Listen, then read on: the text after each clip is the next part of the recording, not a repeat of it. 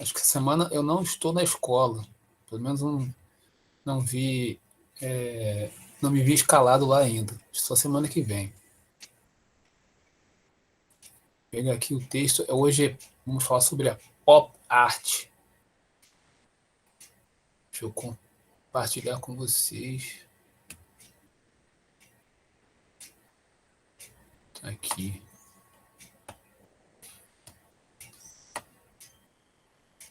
Ver se tá bom o tamanho aí.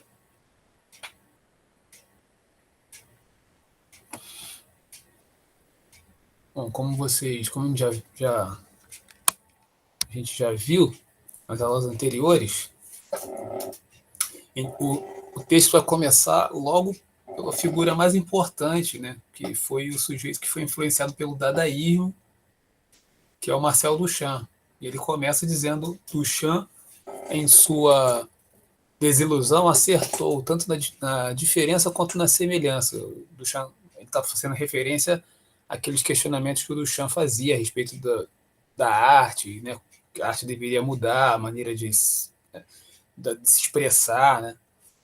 Parece-me que um dos aspectos enigmáticos da arte pop é aquele que mais urgentemente necessita de explicação é a sua evidente frieza, sua ausência de envolvimento com o tema de que trata. À primeira vista, há um ressurgimento de técnicas dadaístas, de truques dadaístas, mas sem o menor respaldo na filosofia Dada. Cumpre lembrar que o movimento Dada é especificamente anti-arte, algo que tinha surgido em radical oposição a uma situação já existente. A gente viu lá, né, que o movimento dadaísta fazia críticas, né, até porque fazia parte, um contexto lá histórico antes da Primeira Guerra Mundial, né, estava acontecendo algumas transformações sociais. O que os artistas pop fizeram, pelo menos em sua fase exploratória inicial, foi encontrar alguma coisa positiva nesses gestos de oposição, uma coisa a partir da qual fosse possível construir. A gente vai ver que o movimento pop ele vai lançar a mão de uma coisa que nós estudamos no ano passado. Quem teve aula comigo em arte, a gente teve a oportunidade de falar sobre a indústria cultural e cultura de massa. Então a arte pop vai lançar a mão dos símbolos da cultura de massa para fazer uma crítica justamente não só à cultura de massa, mas o que ela promove em quem consome.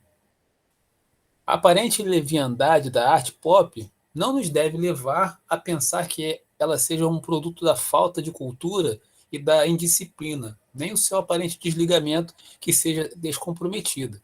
Pelo contrário, a arte pop é, entre outras coisas, um movimento culto. Por isso que eu falei, né? Faz crítica.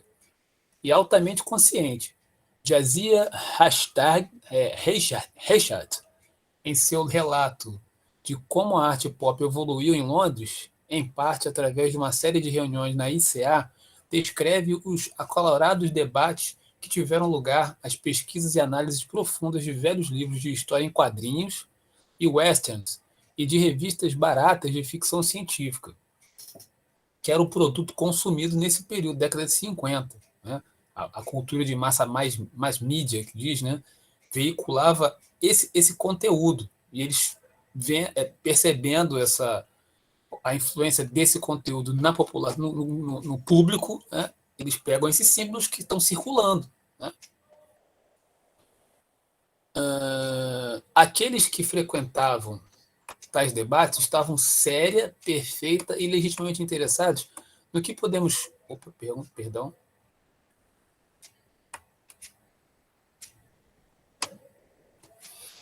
Chamar de a arqueologia dos mitos produzidos em massa e do design popular.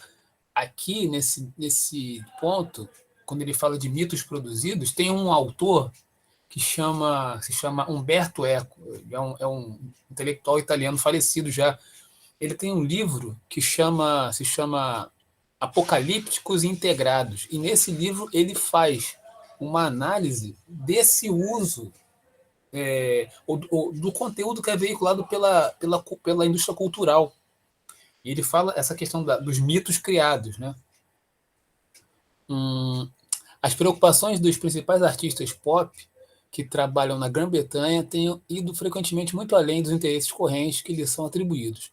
Richard Hamilton já mencionado no começo como um dos originadores do estilo, fez uma cuidadosa reconstrução do grande vidro para a retrospectiva da obra de Duchamp, na Tate Gallery, em 1966. Hamilton é reconhecido em toda parte como um dos principais especialistas na história do movimento Dada. R.B. Kitaj, pintor norte-americano residente na Grã-Bretanha, é famoso pela elaboração das notas do catálogo, e uma de suas notas remetem o espectador para coisas como o Journal of the Harbour Institute, uma publicação erudita que não pode ser, sob qualquer aspecto, equiparada a uma história em quadrinhos do Batman. É uma crítica mesmo que a arte pop faz, né? O que tem mais valor, o que tem menos valor. De fato, quando se trata de descrever uma típica pintura pop, logo se descobre que não há coisa que tal coisa não existe. A ideia de estilo se dissolve. A arte pop não tem estilo e é hostil a categorias. Uma nova ruptura. Permita-me citar alguns exemplos para provar a minha tese. Nos Estados Unidos, por exemplo, no grupo dos principais artistas pop estão incluídos não só Jones e Rauschenberg, que se situam um pouco à parte e talvez fossem melhor classificados como precursores em vez de participantes, mas também Andy Warhol. Andy Warhol foi o responsável por apadrinhou o Jean-Michel Basquiat, né? Quem lembra da exposição. Jim Dine, Robert Indiana, Roy Lichtenstein. Esse Roy Lichtenstein e o Andy Warhol caem muito nas questões do Enem. Tom Wesselmann e Claes Oldenburg, James Rosenquist. Cada um deles difere de maneira razoavelmente considerável de todos os outros. Andy Warhol, por exemplo, gostaria de eliminar totalmente a ideia de obra de arte manual. Muitos de seus quadros baseiam-se em imagens fotográficas transferidas diretamente para a tela por meio de stencils. Harold Rosenberg fala desdenhosamente de colunas de rótulos da sopa Campbell, em narcótica repetição, como uma anedota sem graça contada várias vezes. Um crítico mais receptivo, no prefácio para o catálogo da retrospectiva de Andy Warhol, realizada em 1965, no Museu de Arte de Filadélfia, diz que sua linguagem pictórica consiste em estereótipos. A gente está aqui falando, vocês vão lembrar, por isso que ele começa lá falando de Marcel Duchamp. Esses artistas, de certa forma, eles estão rompendo, mas eles, se vocês lembrarem, eles vão usar um elemento que começa lá com Duchamp, que é o ready-made. Né? A coisa está pronta, eles não desenham mais. Né? Eles pegam coisas prontas e transferem para uma tela, né? para ser exposto. Mas tem uma intenção de fazer uma crítica ao seu tempo. Feita essa leitura, gostaria de saber se tem alguma dúvida, alguma pergunta para a gente ir para o vídeo. Comentário. Já tinham visto, ou já tinham pesquisado sobre arte pop em algum momento? Não, sim.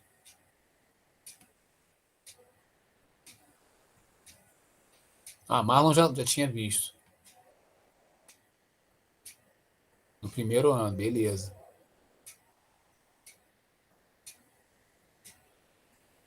Deixa eu pegar aqui o vídeo. Eu vou fechar aqui meu som.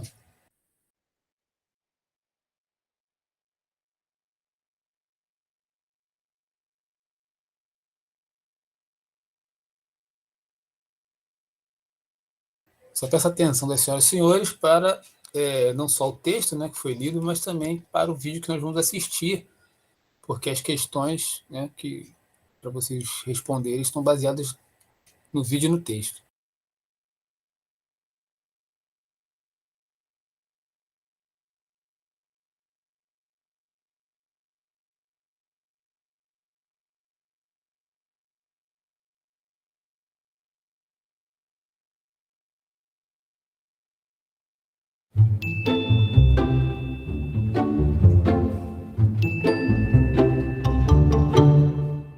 Pop art is perhaps one of the most significant art movements of the 20th century.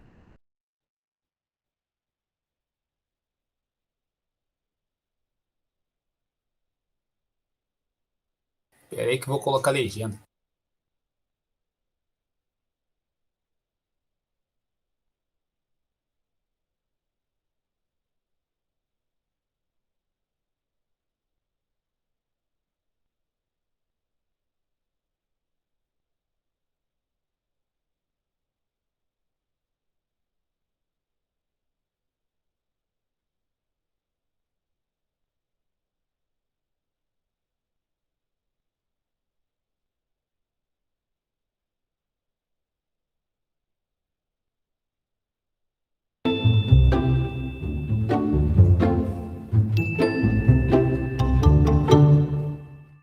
pop art is perhaps one of the most significant art movements of the 20th century. But what makes an artwork pop? And who were the pop artists? You might recognise some of its most famous names, like American artists Roy Lichtenstein and Andy Warhol. We'll learn more about them later, because our story starts in London, 1952. A group of young avant-garde artists, writers and architects, including Scottish artist Edoardo Paolozzi, formed the Independent Group. The group wanted to challenge the art world and was interested in the relationship between popular culture and the visual arts. Paolozzi led the charge, giving an important presentation where he showed advertising, comic strips and assorted graphic images from American magazines. Inspired by these images, the group wanted to create art that was inclusive and which had mass appeal. Paolozzi had already begun to create collages using some of these images in works like I Was a Rich Man's Plaything, 1947, from the series Bunk. The collage brings together Coca-Cola advertising and an image of a Second World War fighter plane, while a playful magazine cover takes centre stage. Paolozzi also incorporated the word pop in a cloud emanating from a pistol above the featured starlet's head. In America, artists were also starting to reference and incorporate images from mass media into their artworks. The New York artist Roy Lichtenstein was inspired by comic books and cartoons. His early works from the 1960s included screen prints of Mickey Mouse and Popeye. His source material for the painting In the Car, 1962, was an image from Girls' Romances, an anthology by DC Comics. Here he presents an image of contemporary America through appropriating images from mass culture. Andy Warhol, whose name has become synonymous with pop art, emerged at the same time as Lichtenstein. In the early 1960s, Warhol embarked on a series of portraits of stars including Elizabeth Taylor, Elvis Presley and Jackie Kennedy. He used photographic silkscreen printing to create his celebrity portraits, enabling him to reproduce recognisable images already out in public, like publicity shots or tabloid photographs. He often repeated the image multiple times as both a celebration and critique of contemporary culture. Contemporary artists influenced by pop art, and sometimes referred to as neo-pop, include Jeff Koons and Damien Hirst. Like Warhol before them, they often celebrate banality, using mechanical processes to create their work, and repetition within it. But the legacy of pop art and its themes of repetition, daily objects and mass media lives on beyond art, with endless offshoots and commercial designs appearing in contemporary society. Is this the greatest sign of their success, that they took from popular culture to create art, and now the art they created has been reclaimed by popular culture once more?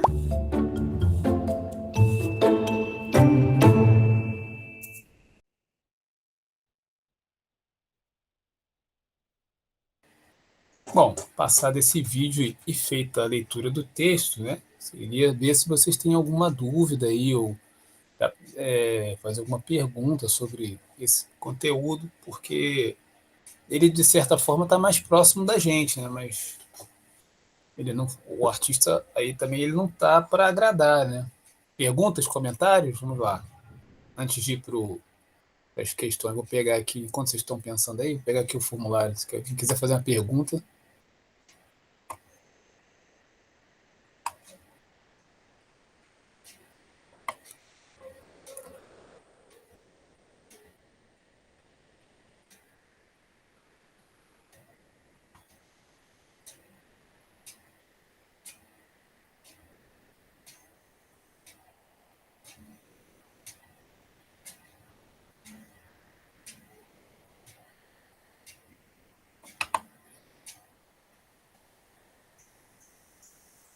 O formulário já está aí, dá uma olhadinha, ver se está direitinho. Eu vou ler, fazer leitura das questões. Então, a primeira questão é: Andy Warhol foi um dos representantes da arte pop surgida na Inglaterra e nos Estados Unidos na década de 50. A imagem apresentada traduz a concepção desse movimento artístico quando escolhe uma personalidade feminina para tema, associando a arte à luta do movimento feminista, apresenta um único rosto em sequência, demonstrando a singularidade dos indivíduos celebrados, transforma imagens veiculadas na indústria cultural, ampliando as possibilidades de relação com a arte, fortalece o mito do American Way of Life, utilizando-se de personagens icônicas, critica o padrão de beleza feminina, expondo o elitismo das produções cinematográficas. Questão número 2. Andy Warhol é um artista conhecido por criações que abordaram valores da sociedade de consumo, em especial o uso e o abuso da repetição. Esses traços estão presentes, por exemplo, na obra que retrata as latas de sopa Campbell's, em 1962. O modelo de desenvolvimento do capitalismo e o correspondente elemento da organização da produção industrial, representados nessa obra, nesse trabalho de Warhol, estão apontados no Taylorismo, produção flexível, no Fordismo, produção em série, no Toyotismo, fragmentação da produção, no Neofordismo, terceirização da produção, ou no Comunismo, crítica da sociedade. Sobre a cultura de massa, a indústria cultural e a pop art julgue as alternativas. Então, a primeira alternativa é: a pop art socializou a arte mantendo o engajamento político em suas obras. O sonho americano se dividiu entre promessas e maldição, já que os avanços tecnológicos capazes de preencher o mercado com uma série de diferentes produtos também contribuíam para a criação de armas e outros objetos que limitavam a liberdade individual. Número 2. A indústria cultural é o nome dado a empresas e instituições que trabalham com a produção de projetos, canais, jornais, rádios, revistas e outras formas de construção baseadas na cultura, visando lucro e produzindo cultura de massa. Tópico 3. O grande fato cultural que cerca a televisão é que, a partir dos anos 50, ela passou a centralizar os debates sobre a cultura de massa, da mesma forma que esses debates eram centralizados no cinema nas décadas de 40 e 50, pois quem fala nessas décadas tem como referência os anos dourados de Hollywood. Estão corretas apenas as afirmações. Letra A, nenhuma. Letra B, opção 2. Letra C, todas. Opção D, apenas a terceiro tópico. Ou opção E, apenas o primeiro e o terceiro tópico. Essas são as questões de hoje. E vamos fazendo aí, meus queridos. Temos 7 pessoas. Esse formulário também está postado no Classroom. Vocês avisem aos colegas que não puderam vir aqui, né, que estão presencialmente.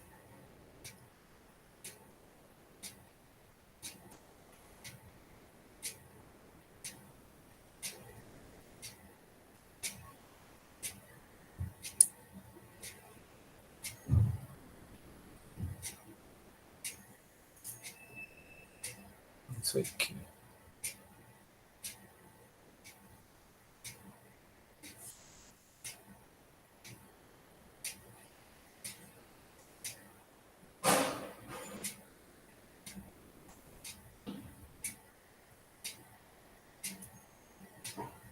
Como eu faço para as duas escolas, então...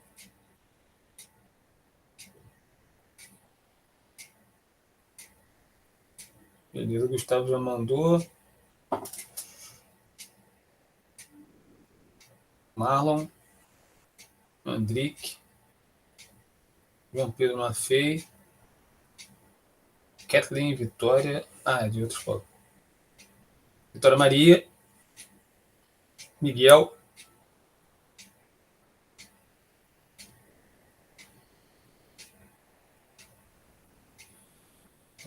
deixa eu ver aqui, quem mais? Kaique, Lohan, Luan, Pedro César, Maria Alicia. Beleza, falta alguém mandar aí? E você já tem também quantos pontos vocês fizeram aí, né? Então eu posso dar o gabarito ainda, porque eu vou deixar aberto para o pessoal fazer, né? O pessoal que não esteve aqui hoje. Beleza, Kevin? Sim, Marlon, eu vi o que você mandou. Valeu.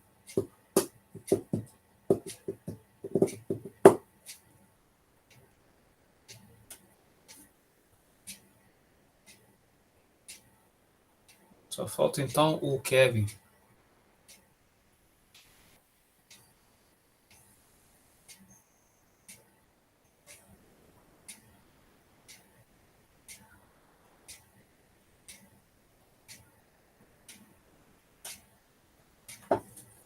Então hoje foi bem curtinho, né? A gente só viu, mas sempre pensando, entendendo que esses movimentos, né, da arte contemporânea, essas expressões, elas têm relação umas com as outras, ainda que elas façam críticas às anteriores, mas todas elas estão fazendo um olhar sobre a realidade mais imediata, né? A realidade que a gente vive. O artista contemporâneo não tem como, por exemplo, pintar, né, como pintava um renascentista, né? Que é justamente isso, ele está olhando para o tempo dele.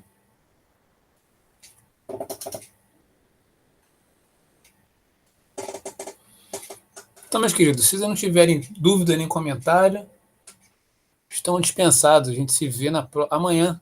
Amanhã a gente vai se ver aí. Nos vemos amanhã, então. Beleza? Beleza, valeu, professor. Obrigado aí pela aula. Obrigado a você pela paciência. Valeu, Maria. Valeu, Celso. Falou, obrigado.